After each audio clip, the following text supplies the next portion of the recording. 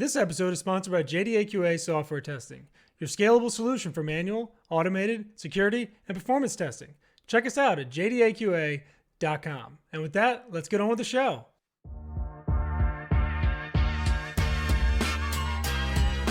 This is The First Customer, hosted by Jay Agnew.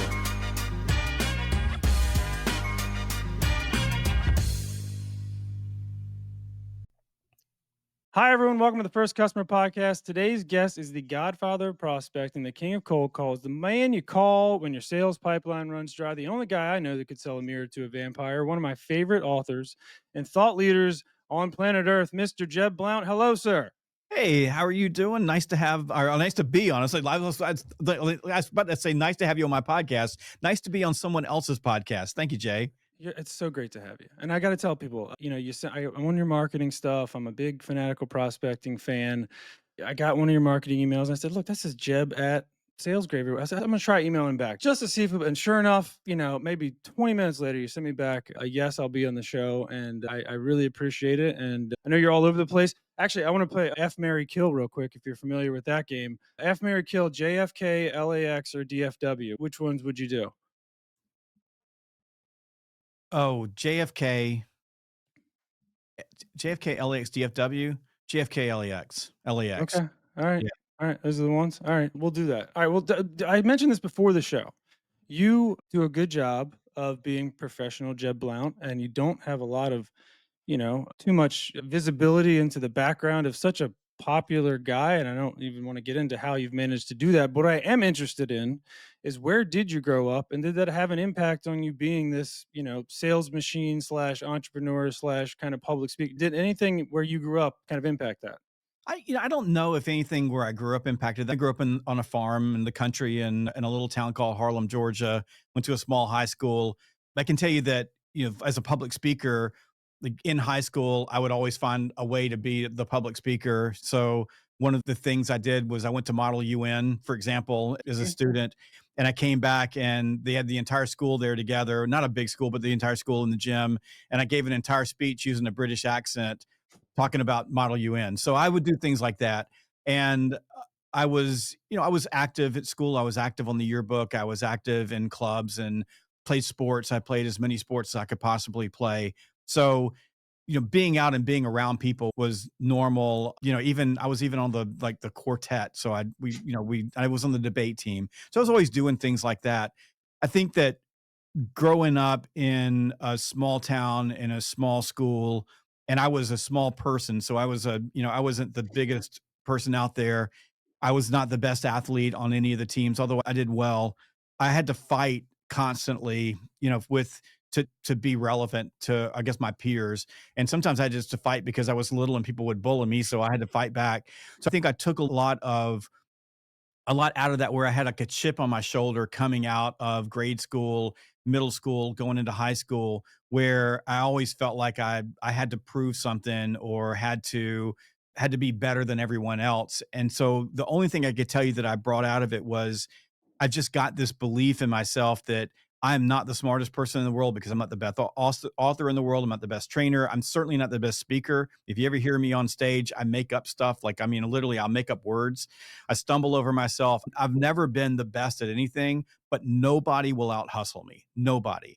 And that's why a lot of people call me like the hardest working man in sales, because you can be better than me, but I will wear you out, because I will work you to death. I will outwork you. I will be there when you're not there. You don't show up, I'm going to show up for your customer. And that has a tendency over time to pay off. It's like the analogy with water. If you looked at the Grand Canyon is the result of the persistence of water to Mhm. flowing over the land. I just look at myself the same way. So I think if anything came out of my childhood, it was just that. And I didn't grow up in a bad home. I grew up in a great home with great parents, and I'm the oldest of 5 kids. And I don't have some rags to riches story. I was always in a situation where I was having to fight for what I wanted, and not like fist fighting, but just fighting. Mhm. And I think that rolled over into my adulthood. Okay. And what was your sport of choice? I know you played a lot. I mean, everybody kind of has their favorite. What do you fall back on? In high school and college, it was soccer. So I Okay. know a good sport for someone of my stature today is golf. Like today, we were just having a conversation because I hurt my wrist and I haven't been able to play golf. And I'm very sad about that right now, but I love golf. Okay. All right. Do you use sports or have you used sports in any of your sales kind of methodology to Yeah, break the ice, to do, are you a sports always. guy? Yeah. Yeah, because if you think about sales, the salespeople, we're elite athletes. We're just elite athletes of business. I mean, think about any company out there. Your salespeople are the reason you exist. If you don't have Hmm. people selling, and when I say salespeople, could be your receptionist, if your receptionist sells stuff, but the people in your organization that are actually standing in front of your customers or having conversation with customers, selling things, without them, you have no business. Because Right. the way businesses fail is you either don't get enough customers, you don't keep enough customers. That's how you fail. So salespeople are the elite athletes of the business world, and sales in particular is a skill position no different than any other athlete. Yep. So, we're high in football season right now. We're Georgia Bulldogs down here, and from the college standpoint, and we try to be Atlanta Falcons, but it's really hard. So we, but if you look at athletes on the field, there's a coach there. They're training. They're doing repetitions. They're practicing. Sales is the same way. The reason that elite NFL players are always practicing is because all of those skills eventually will degrade over time if they're not practicing. Same thing for golf. If you practice and practice golf, you get better and better at golf. So the same thing for sales. Sales is a skill position, just like any other skill position. So salespeople need to read, they need to go to training, they need to practice, they need to role play, and the people that lead them need to understand that. You don't put sales on someone's business card and then expect them to go make touchdowns for you. You've Right. got to build the skills. I love that. What did you want to do when you grew up? I want to be a lawyer. So Okay. my dad, one of the in his time, one of the America's greatest jurists, one of his great lawyers, great legal minds. I used to, when I was a kid, during the summertime, I would go to federal court. That would be my babysitter, and I would sit in the courtroom and watch my dad try cases. And he was like the Tiger Woods of his day. When he showed up, a lot of times people just folded up. Hmm. So I wanted to be a lawyer my entire life, and I got into sales out of college because, like a lot of people do, because I went to school, got my degree, got married. Law school was on my radar. Applied to law school, took the LSAT, got accepted. But in the meantime, I was selling things, and I told my company at the time, I'm quitting because I'm going to go to law school. And they came to me and said, "Look, what is it going to take to keep you? Like, we don't want to lose you. What will it take?" And I'm hemming and hawing, and they made me a couple offers. And I went and talked to my dad about it. And I said, look, these people are offering me all this money. They're offering me a promotion. They're going to make me a leader of a team. I've been accepted to law school, the same law school you went to. I want to go to law school. And my dad sat down with me and said, I'm going to give you some advice because I think you're going to be way more successful in business than you will in law. I think you're going to be way happier and you're going to make way more money if you go do that. And my entire life, all I thought about was being a lawyer. And it was one of those like weird moments in life where it's like that Robert Frost poem where, there's two paths in the wood. And I took the business path and I never looked back. Like at that moment, I never regretted, never looked back, never said, I wish I'd gone to law school. I just chose that path. But my dad was a guide there. I don't know if he was right or wrong about business or law school, but we could argue that, 17 books in, maybe I found my place. But that was just the moment of truth. I was I think 24 years old when I made that fateful decision. And how long after that did you write your first book? I didn't write my first book until 15 years later. So I wrote my first book when I was 39. So I guess it would have been 15 years later. And I thought about writing books, in my early 30s, but it wasn't until that moment. It was right in the middle of the Great Recession where everything was falling apart. And it was like that calling, like, I got to get this thing done. And so I wrote book number one. What was book number one? Book number one was a book called Power Principles, or is a book called Power Principles. You can go buy it today. It's not my best work, but I sold a lot of copies of that book. So from a just pure hustle, I would sell it to anybody. I was literally the guy with a box of books in my trunk going to Chamber of Commerce meetings saying, hey, buy this book. People say, can you come speak to us? I go, you buy 10 books, I'll come speak. But I sold enough copies of that book that I got on the radar of a big New York publisher, Macmillan, And I was running a podcast. I've been podcasting now for, gosh, going on 19 years, which is kind of crazy if you think about it. But I'd started a podcast in 2007 before podcasting was cool. Same podcast we have today, Sales Gravy. And they called me up and said, "Hey, we've been watching your book sales. We want to do something." So I did it Mhm. with them. And then John Wiley and Son, who is my publisher, who has done all my other books, they reached out to me and said, "Hey, we've been watching you. We want to do a book with you." I liked John Wiley and Sons, and I liked Shannon, who was my editor over there, so much better than the folks that I was dealing with at Macmillan. They weren't bad people. I don't know that they were a sales focused business Mhm. company like Wiley. And I did People by You with Wiley, which was a great book. Like that was the book that sort of put me on the map as an author. And we really haven't looked back. So we're doing about a book a year. This book just came out, LinkedIn Edge, and got another book coming out in March. But the first book, man, let me tell you something, Jay. I agonized over that book. I wrote and wrote. It's not even a long book. And I edited and edited. And if you go back and read it today, for me, it just makes me want to puke because I read the words and think, I'm, you know, it's it was just so passive. It just wasn't my voice today.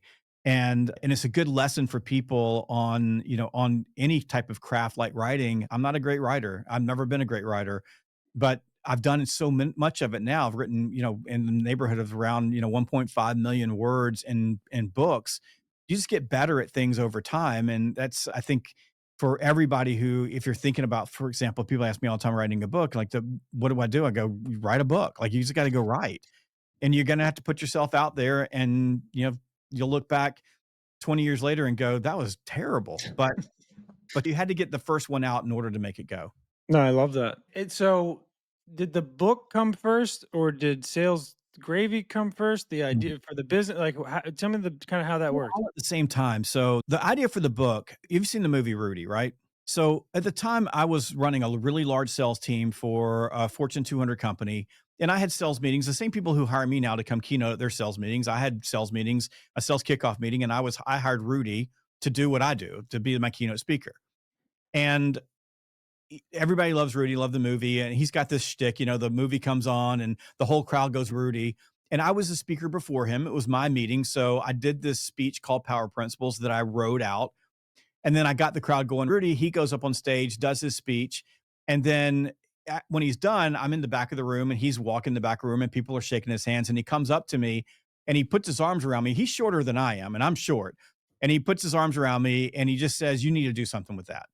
Hmm. So that was sort of the spark to, I need to write this book. And that was in like the fall of 2006, and or maybe this fall of 2005. So I think maybe a year went by when we did that. And so move into 2006, I'm like, okay, I've got to write this book. You think the recession happened like 2008, 2009, but we were the canary on the mine. We saw it coming. Started writing the book, and then at the same time I started working on this concept of sales gravy, but at the time it wasn't even called sales gravy. It was a sales professionals online. It was going to be an online resource center for salespeople. Didn't even know how to write a website at the time. But the book was everything. Like, I'm going to write this book. And I was building Sales Gravy at the same time. Sales Gravy evolved while I was building the book into salesgravy.com, or Sales Gravy, the business today. But it was kind of all at the same time. But that Hmm. was the catalyst was Rudy. And not many people can probably say that. I mean, just to zoom into a little more of the sales side of things, what's your take on kind of founder-led sales versus a sales team? And like, when does if somebody's doing a certain number of revenue? Is it the number of clients you have or the prospects? When do you need? When does a founder need to go from founder-led sales to like starting to build a sales team? Wonderful question. There's no answer for that. We're not going to give you a black and white on that. If you're like, for example, my company, Sales Gravy, I started the Sales Gravy as it is today in late 2006. And for 3, 4 years, I would say all the way until the end of the summer in 2010, I'm the only salesperson. I'm it. Hmm. I'm also customer service. I'm all kinds of stuff. And at the time we were printing money. We started originally as an online job board. So we were like a subscription based job board for sales. And I was everything. And we got to 2010, and I realized that I'm like starting to come apart at the seams because I'm working, 20 something hours a day. If you're a founder and you're building your business and you got hustle, sooner or later you're going to find yourself at the same place. So I had to go get my wife to come in and help me because I needed help with the financials because we were making a lot of money, but I was just shoving it in the bank because I didn't have time to go and even account for it. And then I had to go hire my first salesperson and bring someone on to help me and then grow from there. That was a very hard thing to do. And Mhm, depending on as a founder where you are, if you've got VC money and you've got investors, you'll have more cash to make that investment with. So you have a little bit more runway if you make a mistake. If you're a bootstrap founder like me, and I've always been bootstrapped, we're always been a cash forward business, that at that moment, like it was like I need to be able to maintain what I'm doing, bring someone on, get them loaded up, and then I had to actually keep being the closer on deals. So I got them really focused on top of the funnel or working on inbound leads and bringing things in. And I continued to be the closer until I could get them to the place where they could be independent and then bring on more people. And that was in the fall of 2010. By the end of 2011, I believe we had 3 salespeople on the team plus me. And one of those salespeople, 2 of those salespeople are still with me today, even though the business is completely different than it used to be. But you just have to think about like at what point do I need to bring someone on? Because as a founder, I've got to do multiple things and I can't always be the salesperson. mhm, But I believe, especially if you're bootstrapped as a founder, you're gonna be the salesperson and you're gonna be the salesperson for a while. So just get used to it. Entrepreneurship is selling. And that is a problem for a lot of founders, especially people who come from like engineering backgrounds or they come from corporate backgrounds and they've decided that they're going to start a business. They don't know how to sell. They don't think about selling. They don't see it that way. But you are the closer. And if you mhm, try to abdicate that responsibility to a sales hire without mastering that yourself, it becomes a major problem. Now, I get that there are some businesses like software businesses, tech businesses, AI businesses, where you've got someone who's come out of MIT and they've gone to Y Combinator and they've got a bunch of money and they're trying to build something and their craft is engineering, that they might not always want to be the salesperson. But even in those businesses, what I've experienced, at least myself, is that the founders that do a really good job of not only getting more money for their business, but also getting more customers, they find a way to adopt the sales gene, even though they may have a competency that's someplace else. And then they get really serious about bringing on good people that they can work with. The hardest thing that I see with founders, Jay, is that you get someone, say, with an engineering background and they bring on salespeople, and then they keep breaking the sales team because they don't understand that sales is different than engineering. And so they end up in this loop of just turning people over rather than getting some sustainability over time. And in those cases, my recommendation is, and that's what a lot of companies come to us for, is you just get a fractional sales leader, someone who can speak sales language, talk to salespeople, understand salespeople. They can help you scale up. So mhm, and that person, that your fractional sales leader should also be helping you find a permanent sales leader. So it can help you scale up, then find a permanent sales leader, slot them in, and then you can go keep doing all your engineering founder stuff. It's a great question. It's a question I think that every founder deals with. When do I hire salespeople? But it's if I had the like the black and white answer for it, I would own my own island for sure. I'm surprised you don't at this point. Fanatical prospecting, one of my favorite books of all time. It ties directly into what you were just talking about. It got me more in tune with being the sales guy for the business. And I remember very clearly sitting at a bar one time with one of my clients slash friends, and I was dressed, in a suit, and he was just dressed in whatever. And this girl sitting next to me, and she goes, "Oh, you must be the sales guy for your company." I'm like, "I'm not the fucking sales. I'm not the sales guy. This is the dumbest thing ever. I'm not the sales." But like that moment kind of made me go, "Wait a minute, maybe I am this." And then I read Fanatical Prospecting. By the way, it led to maybe like my only 5 cold calls I've ever done in my life. So thank you for at least getting me to try that. I'm never going to do that again. And it leads me to another question: do you still make cold calls? You, Yes. you don't? No way.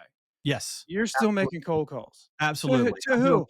Who would be cold to Jeb Blount? You just they see your name come up and they're like, "Oh, I got to take Yeah, I this." do it for my own company. Like we have the outbound conference that we run every single year as an organization, and we have lists. And I call people up and go, "Hey, this is Jeb Blunt. I'm calling you about buying tickets for your team for your outbound conference." But I also make cold calls with my own clients. So when I'm out with my customers and I'm working with their sales teams and we're teaching their sales teams fanatical prospecting, we run live phone blocks. And Mhm. there's always someone who challenges me or is scared or having a problem, and I'll just say, "Give me your list," and I'll just dial the list, and, you know, I mean, it's just a cold call. Ah, dude, I can't. Yeah, and I'll tell you what, my 20-year-old son, who's doing insurance sales down in Florida now, he's cold calling people, and he's fine. He got into it before I think he knew to be afraid of it, and so now he's got his own little, business on the side of his main thing he's doing. He's like, "Yeah, I walked up to this guy with a landscaping truck in the parking lot, was asking me if he needed SEO." I'm like, "Who is this kid?" But very much what you're saying. It's like I got so far in by not doing that, then trying to pick it up later doing the cold call thing was very difficult for me. But all right, so who was your first customer at Sales Gravy? I don't need a name, but just in general, who was it? Where did it come from? And then I also want to know, like, who's your customer today versus who it was back then? Well, when we started Sales Gravy, we wanted to be a training and consulting business, but no one knew who I was or what we were doing, and it's really hard to build a training and consulting business just flat from nothing. Mhm. So because I was a head of sales for a large company, I recognized that the thing that I woke up every day and worried about was my headcount. So we immediately in 2007 shifted into an online job board. And by 2010, we were the market share leader in job board and we ran it like a SaaS company. So it's a subscription based company. Mhm. It took a while to get that moving. And when I started, like you said, the first customer was some small company or a recruiter someplace because I would go to like talk about cold calling. I would go to job fairs, which were a big deal back then, and I would crash them. Like I wouldn't pay to get in. I would just go in and I would walk around with a flyer. And I would go to every recruiting table and say, "Hey, my name's Jeb Blount. I am the founder of salesgravy.com. You're hiring salespeople. Post a free job here." And I would get them to post jobs on my board.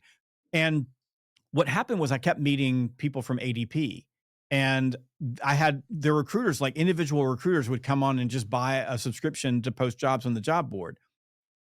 Over time, I got a lot of them. And so I started talking with them and I said, "Hey, I've got 12 of you guys that are recruiting people on Sales Gravy. Who do I need to talk to?" And they gave me a name. And this was in like 2008. And I'd been spending a lot of money. So I bootstrapped this whole business from my own savings. And it was a burn the boat moment when I started this company. So I like got all the information from them. I made a cold call, and it was kind of a warm call because I knew who the person was and they were using me to one of their VPs up in Chicago. Made the pitch, said, "Hey, this is what you guys are doing. You're using me right now. You got 12 year recruiters. I can put you on a program that will allow all your recruiters to use me. We'll put all your jobs on. I want to talk to you about it." And he said, "Sounds good." He goes, "Can you be in Chicago on Wednesday? I'll meet with you." I got no money. I'm like literally, I got money coming in. I'm trying to pay bills. I got money going out. And so there's nothing in the bank. So I basically burn like my last few $100s to buy the cheapest ticket that I can to Chicago with if I don't close this deal, I might not be able to keep going as a business. Went up there, met with the guy, closed the deal. ADP became my very first like Mhm. customer. And then right after that, we signed Verizon. So like it was, and I had a series of large organizations that came in, but that ADP thing was like it saved us. Like it was the catalyst that then kept that part of the business going. And then by 2011, 2012, we were doing enough sales training, we had cash flowed enough of sales training. So the original strategy of building a SaaS-based job board to build the cash flow, to build the training business, it all paid off. And today we don't do jobs anymore. We just do training and consulting. Who are your clients today compared to back then? Very similar. I mean, if you think about the clients that we have today, there's some of the biggest names out there that you know. I mean, we work with one of my favorites is John Deere. Like we love John Deere. They're an amazing organization and love their people.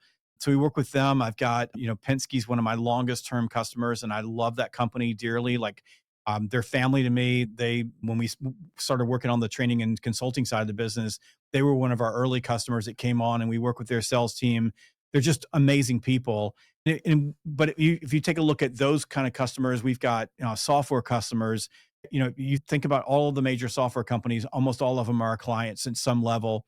But we also have small companies, like we've got small waste companies. One of our favorite new customers is a company that they clean water tanks for cities, and they have a Hmm. whole sales force out there. We've got major league sports teams that work with us. from software to bioengineering to genomics. You like you name it, we're in a sector. We've always been a company that's industry agnostic, but the array of customers that we have today, I think we're probably north of almost 2,000 customers that we work with in some capacity. They're every walk of life and almost every continent that we work with, that our trainers and our consultants go out and take care of. Do you like the business side more or sales side more?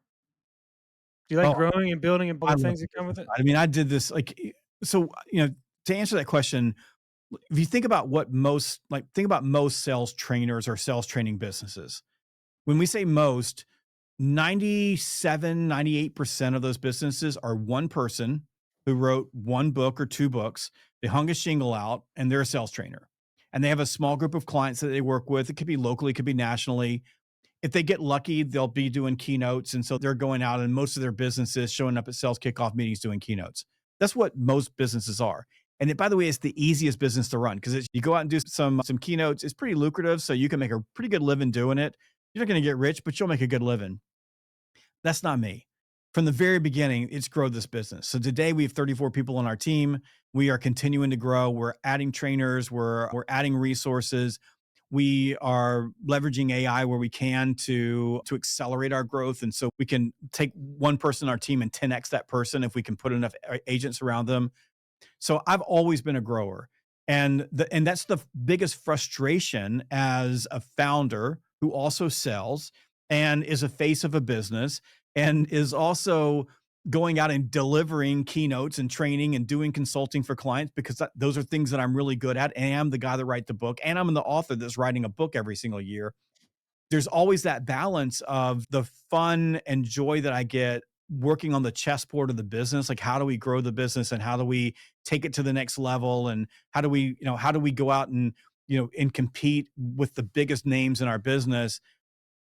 That with just the fact that, like the same question you had about founders, the fact that I'm a founder that also produces a lot of revenue for our organization individually, it's always the balance. But if I have my druthers, if I'm going to spend my time on things, it's right now probably more than any time, because we are just at this amazing place as an organization. We've got so much runway and we're just so sustainable, and we've got this amazing group of people that work for us.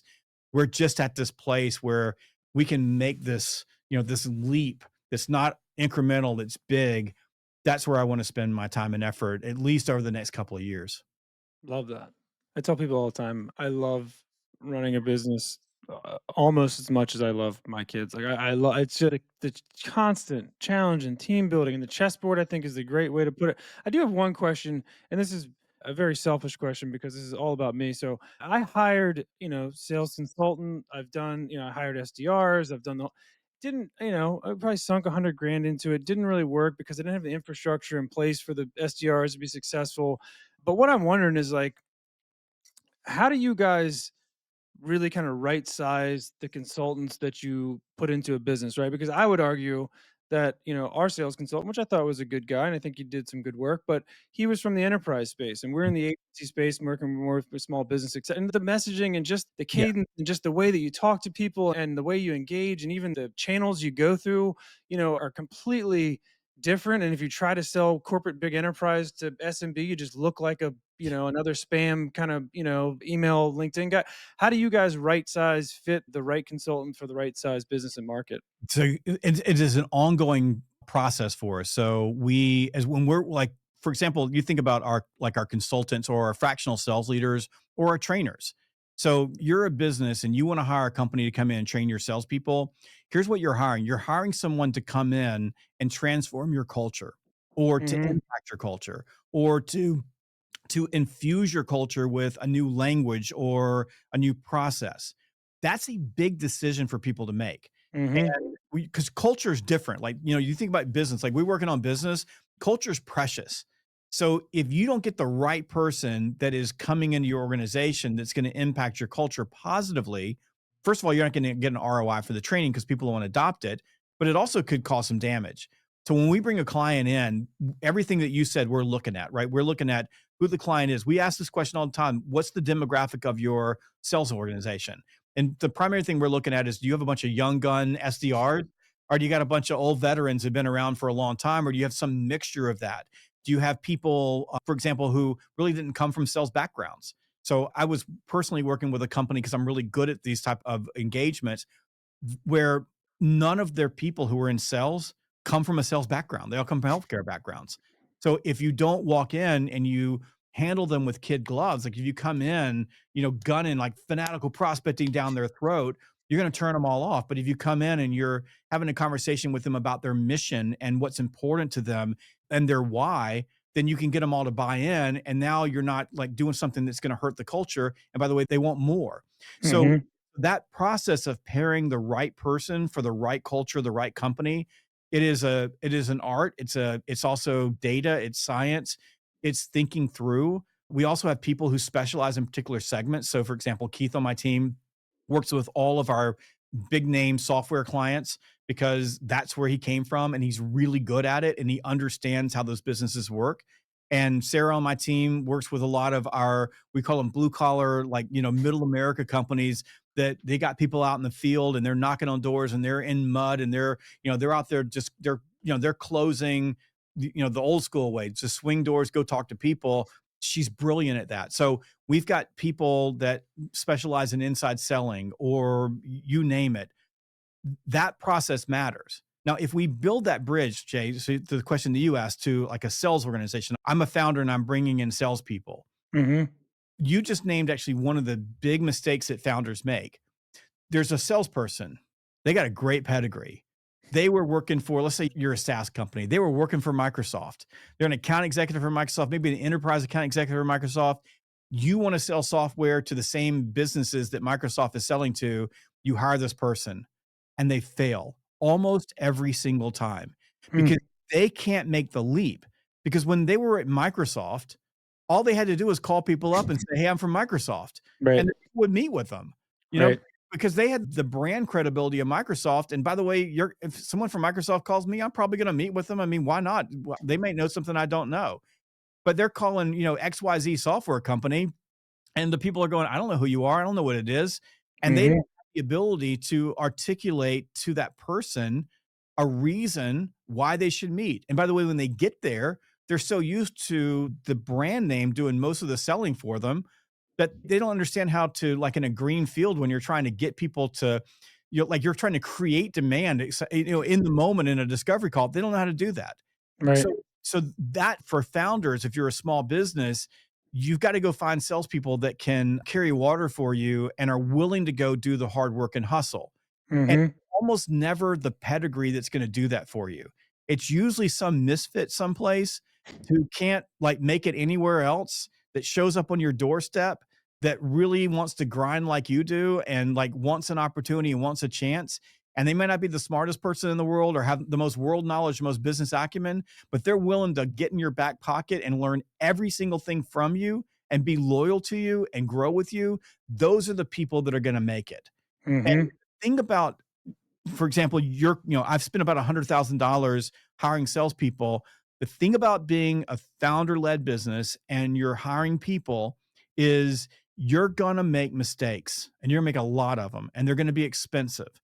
So the key thing is don't make mistakes that break the business and be prepared when you're bringing salespeople in that when you bring them in, they got to be able to fit in your culture and they got to be able to work and they got to be able to be independent because you're not going to have time to spend all this time with them. Like you can't, it's not like Mhm. a big company and they've got this entire training team that's going to bring them along for 6 months. Like you Right. brought them in, like I need production today. Yep. So be ready to cycle through some people. And when you find good people, put that stake in the ground and build your team around those good people. I And love that. it is an iterative process. I love that. This is a question that I feel very blessed to ask because I ask this question to everybody and I don't know if there's a great answer. So I got to ask you this question. I am very much relationship based sales guy. Some would say business development, right? My wife calls me the chief lunch officer, right? It's all I do is I have lunches, I do networking events. Like I want to be the QA software quality assurance guy of Philadelphia, right? I always tell people like be the someone of somewhere, right? Like own your space, especially your backyard. I do wonder if I'm leaving money on the table, not doing, and I do outbound, I use the Dripifies and the Apollos and all the outbound that way. I wonder if I'm, losing business from not hitting direct sales as hard. But my biggest concern is that I don't want to lose the later business development sale 6 months later when somebody goes, "Oh, I remember Jay. He was great. And like, I loved our conversation. He wasn't pushy and whatever. And like, we need QA now." And that happens a lot, right? We get a lot of these deals that are 6 to 12 months later that come from it. Am I thinking about it wrong? Is this a balance that everybody has to fight as a salesperson, as a founder led sales? Is like how much business development kind of, networking and building relationships versus, you reach out to somebody, you give them your value proposition, you hit them at the right time, and like luck, they hop on a call, and you luckily if you bag them. Are either one of those the right way to go? Is everybody doing both? And what's your kind of take on how you do that? Well, I think first of all, I would say that because you are really good at lunch and networking and referrals, lean into that. Like that, if that's what you're great at, do as much of that as you possibly can. But let me tell you a quick story. So I'm working with a group, and they're the people that are selling for them are a lot like you. They're just really good at the networking piece. But they're complaining they just don't have quite enough in their pipeline in order to hit all of their numbers that they want. Like they want to grow a little bit faster. So these guys are selling to into like accountants and CPA firms and accounting firms. Like, so they're selling into that space. So I just said, just walk me through like your last event that you went to. So they went to a networking event, and this were just a handful of people, and this is a consulting project. So they walked me through it. And then I go, okay, well, so you met all these people, and you got business cards, and you got names, and you connected with them on LinkedIn, and you did all these other things. So walk me through when you followed up with them. Like, what was the follow-up process?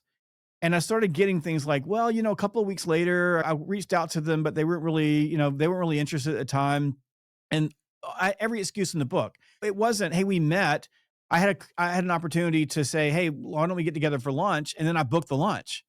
Or we met and I booked the lunch, but they didn't follow up with me. So I called them 12 times in a row to have a conversation, because when we talked at the networking event, they said, hey, we should get together. I mean, that if someone says, hey, we should get together, I'm taking you at your word. And so I'm Hmm. going to call you until you tell me we shouldn't get together. That's just me, right? So it's that combo. That's a combo of what you're saying. Like that's business development, because I've got the lead, but I just Hmm. met them in person. So it's not like a pure cold call where I pull your name out of a list that I got off Apollo and I just start dialing, right? It's a purely we met together. So, but for you, like if you said, okay, what do I do? The first thing I would ask you as a consultant is, okay, well, maybe walk me through your revenue goals. Where are you now? How much business do you want? Hmm. Said, "Hey, we're doing great. I like where we are. I'm happy. We're producing enough pipeline to hit our business goals and to grow the way we want to grow." I would say, don't do anything else. Like, do what you're doing is working. If you said, "Hey, we're doing well, but I think we could do a lot better," then I'm going to tell you that you're gonna have a balance between the networking and the referrals and outbound prospecting. And I would also tell you to quit doing drip campaigns and start picking up the phone and talking to people, because you've probably noticed that your drip campaigns aren't really working anymore because all of the customers are turning them off because they're so tired of AI. So Hmm. so what we've seen is a massive deprecation and the effectiveness of cold email prospecting, where we're seeing a improvement in both in-person prospecting, networking, and going and see people, and picking up the telephone and having synchronous conversations. Now, that doesn't answer the question of the question I hear behind the question is, what's the difference between doing business development and looking for qualified opportunities, or developing future opportunities and shoving something down someone's throat so that they never want to work with me again? And that's different, right? So networking, prospecting, getting to know people, having conversations with people, being, the mayor of Philadelphia, like that matters. And you should do as much of that as you possibly can. That is completely different than running a sales conversation with someone and causing them to never want to talk to you again. Hmm. And that's the ability to read the room. So if I'm having a conversation with someone and I'm talking to them, you know what questions to ask to see if they need you or if they have a place in their business where you matter. If I'm asking those questions and like right now it's not a good fit for them, I'm not going to waste any more time with that. I'm going to have my business card, or I'm going to I'll put them on a long-term drip campaign on my newsletter or what have you. And I'll keep up with them, and I'll call them at another time, or I'll try to nail down a future buying window.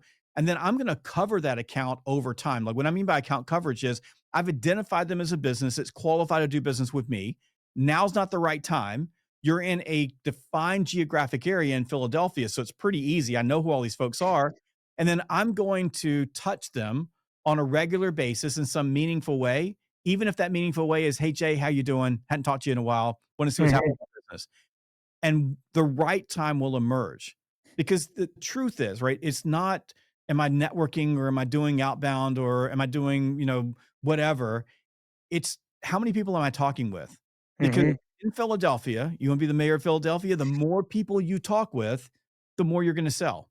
And Yep. so all you want to do is make sure that you're in position to have as many synchronous conversations with other people as possible. And your instinct that I can create a great first impression with someone, I can keep my business going, and I can play the long game until the time is right to move them in my pipeline. It's the right instinct because selling is not pushing things down their throats. Selling is helping them solve problems. And the sellers of today are consultative. We are out working with customers to help them figure out how to get better outcomes from their business and by the way, for themselves as personally and professionally and the business. That's our job. And if I can't help you do that, then shake my hand. Here's my face. We're building familiarity over time. I'm confident enough to know that one day you are going to need me. And when you need me, you're going to know my name. And because you know my name, we'll be talking. That's how I see it. Love that. Well, I that's the whole reason I booked this was for the free consultation. So thank you for that. I appreciate that you solved all my problems. All right, we're so far over, but God, I feel like I could do like 8 hours with you. I have one more question. This is not, sales related. It's not business related. This is just Jeb being Jeb. If you could do anything on earth and you knew you wouldn't fail, what would it be? Oh, goodness gracious.